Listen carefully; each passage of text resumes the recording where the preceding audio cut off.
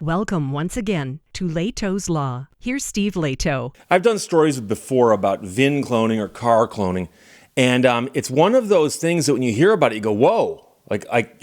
You can understand why this would cause a mess for somebody. But it's something that's happening out there, and you should be aware of it. So Jacob, thanks for sending this from WLWT out of Ohio. Karen Johnson wrote this. Butler County man falls victim to car cloning scam and has been hit with thousands of dollars in losses. He was just trying to make it to a doctor's appointment on time when he found himself at the center of a criminal investigation. Stepped out of his car, got surrounded by police officers. One of the troopers said, "You're not in trouble." He wasn't being questioned for anything he did wrong, but because he unknowingly bought a stolen truck, which was a white Dodge Ram. So last month, he was searching for vehicles and found this one on Facebook Marketplace. He reached out to the seller, and the seller sent him photos, inside, outside, everything. He also sent this man photos of the VIN, the vehicle identification number. He sent me that. That's the one on the dash. There's also the sticker that goes on the door. And so he's looking at both of those. So he's like, okay, that makes sense. So he ran 3 different VIN checks. And he got things back saying the vehicle was never stolen or salvage title or anything like that. And he even called a Dodge dealership in Tennessee that popped up in some of this record paperwork. He says, it lined up when I called the Dodge dealer, gave them the VIN, and they said, yes, we serviced that truck. And I said, okay, sounds good. Everything's lining up. So he was approved for a loan, bought insurance, and he met the seller in Indiana, gave him $28,000, and took the truck home. He then got the title processed, registration, all of that, license plate. And 2 weeks later, the police and undercover troopers of the Ohio State Highway Patrol's Vehicle Theft and Fraud Unit closed in and broke the bad news to him. His new truck was not his. He had unknowingly purchased a stolen, cloned vehicle. So the man says, there's no way. How do I have a title and license plates? And they checked it. I got insurance. I got a loan. I got everything. How can it be stolen? It's impossible. Well, it's not impossible. Car cloning or VIN cloning is when thieves steal a car and replace the VIN tag with one from a legally registered vehicle, oftentimes of the same make, model, and color. They also will create fake registration documents, and then they sell the cloned car, which is stolen, to an unsuspecting buyer. The OSHP sergeant said, we've been seeing an increasing number of these. We're pursuing it daily. We're pursuing various cases all around the state. We're trying to hit them as hard as we can so we can get this problem to stop victimizing the citizens of Ohio. The state patrol sergeant oversees the investigations, asked to have his identity protected due to the undercover work being conducted.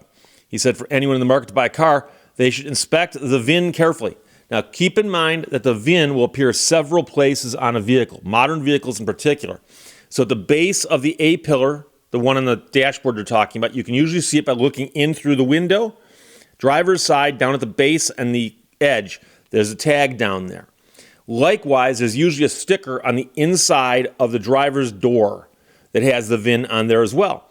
But the VIN also appears in a variety of other places on the vehicle. But the people doing this very rarely do anything to the other VINs because most people don't check them.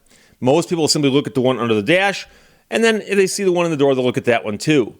So in this particular case, the VIN sticker that's up on the dashboard was slightly off-center. So where Chrysler, when they put them in, they center them. And so when the vehicles are cloned, a lot of times people just put the tag in there, and it's hard to do, by the way, if the windshield's in the way. So sometimes those are off-centered. Another red flag comes from the label inside the driver's side door frame. The stickers are there to stay, which means that they're very, very stuck on there. They're not going to peel up easily. Their edges are always going to be laid down completely flat. It'll actually be hard for you to even get a fingernail underneath it. He also recommends checking with a dealership to see if those stickers are placed in the correct location compared to other vehicles of the same make and model. And by the way, one thing you should know, if you're wondering about this, is you can get an OBD reader and connect it to the vehicle and the VIN is stored in the onboard computer. And I've heard of people going to the trouble of replacing the tags, but of course, that'll give them away if you were to check. So they also say you should be aware of out-of-state titles and where you meet the buyer. He suggests meeting them at a title office or police department. Anyone who inadvertently buys a cloned car can't end up like this man without a vehicle, and he's out the money unless he can find the person who has his money, which is highly unlikely. The vehicle was confiscated and presumably, eventually, returned to its rightful owner. The man says, I'm a victim now, that my credit is going to get killed, or I owe somebody $30,000 and I got nothing. So not only is he responsible for the loan in the truck, he lost the money he put into taking care of the truck, like an oil change, hardtop, new sideboards, plus all of the costs, registration, and so on. He said it's mind-boggling. In Ohio, the Attorney General's office can help protect the consumer if a car is purchased from a dealership and the buyer experiences fraud, but the consumer has fewer protections if bought from a private seller, primarily because you can't find them. And so if you could find that person, you could sue them to get your money back. And I've mentioned before, I have represented somebody who bought a cloned vehicle. And luckily, he bought it from a dealer. And so we just sued the dealer. And they said, well, we didn't know. Yeah, doesn't matter. You sold my client a stolen vehicle. In this case, investigators in Ohio were tipped off after the dealership in Tennessee, where the actual vehicle that's supposed to have this VIN is located, and they got information that there had been a title issued for it in Ohio.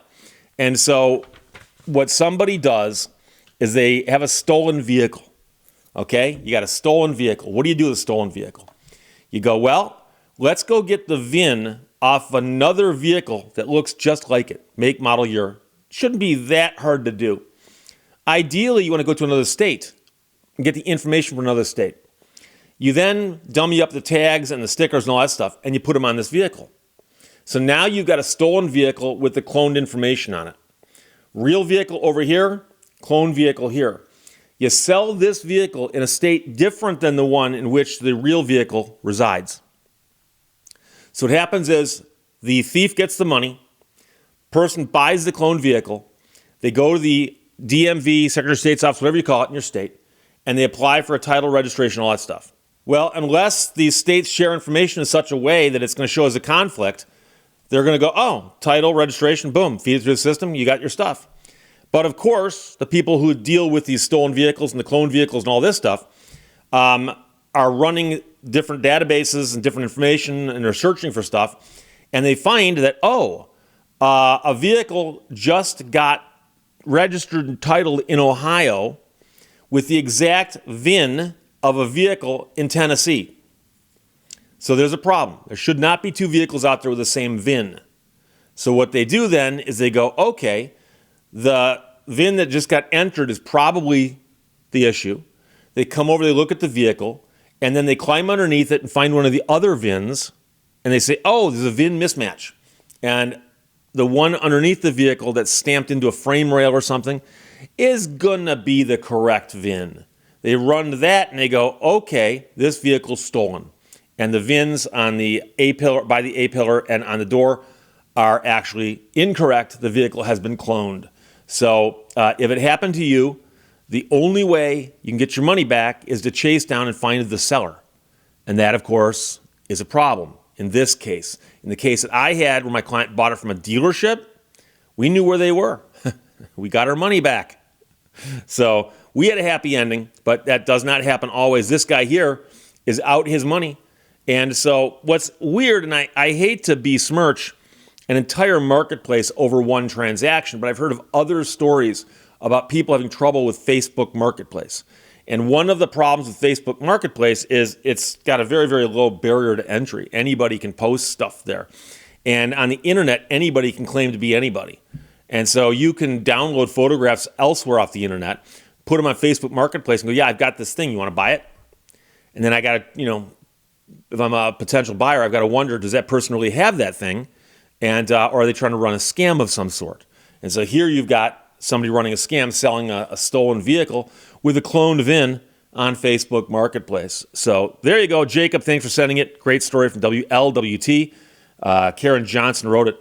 Butler County man falls victim to car cloning scam, left with thousands in losses. questions, your comments, put them below. Let's talk to you later. Bye-bye. Thank you for watching Lehto's Law. It always seems impossible until it's done.